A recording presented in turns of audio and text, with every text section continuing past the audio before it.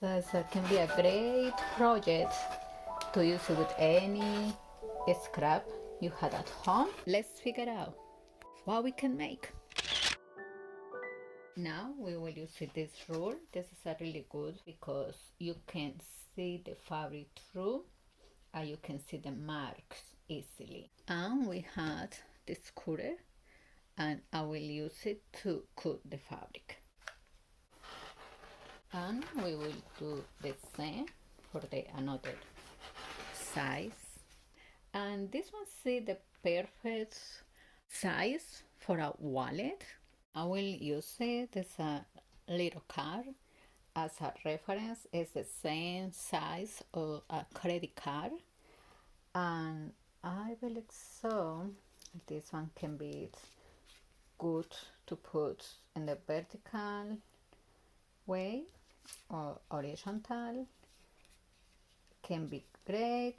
And I will fold it here and keep our card inside, put at a pin, and we will know exactly what all the measurements can be.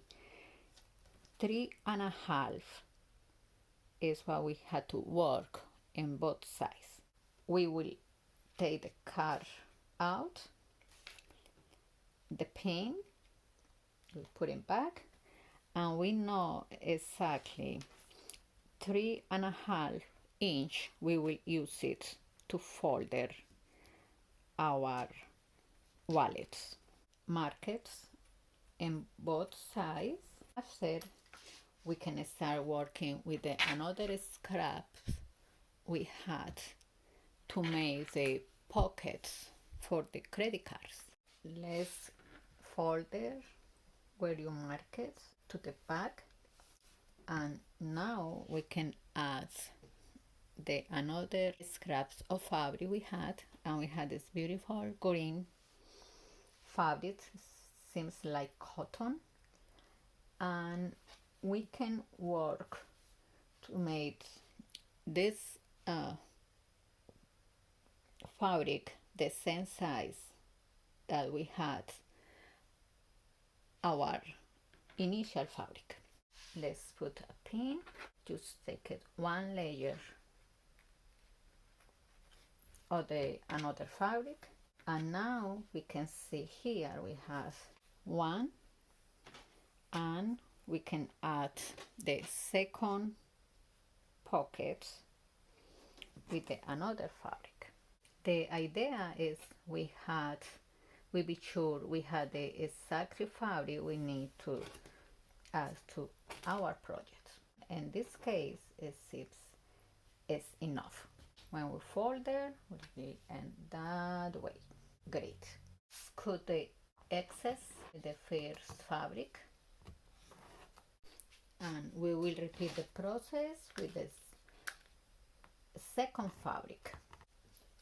And with the second fabric, we had to do it in the both sides. We have the two pieces here, and we will fold it in half, and to press you can use the iron. And we will do the same with the another piece.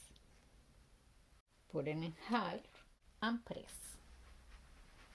Then in one of the sides we will add an interfacing. Always the shine size of the interfacing is the size we will put against to the size we want to place the interfacing. We look, everything look good, fold it, turn, and iron it. We have here a piece that is 6.5 approximately to 1.5 inch. What I will do with this one is I will fold it in half,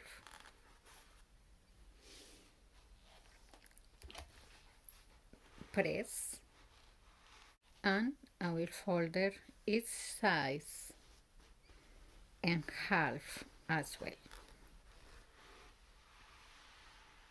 And one more time. Now we had our 3 pieces ironed. For the strap, sew a straight stitch, then put the D-ring through, fold it over, and sew across it to hold in place.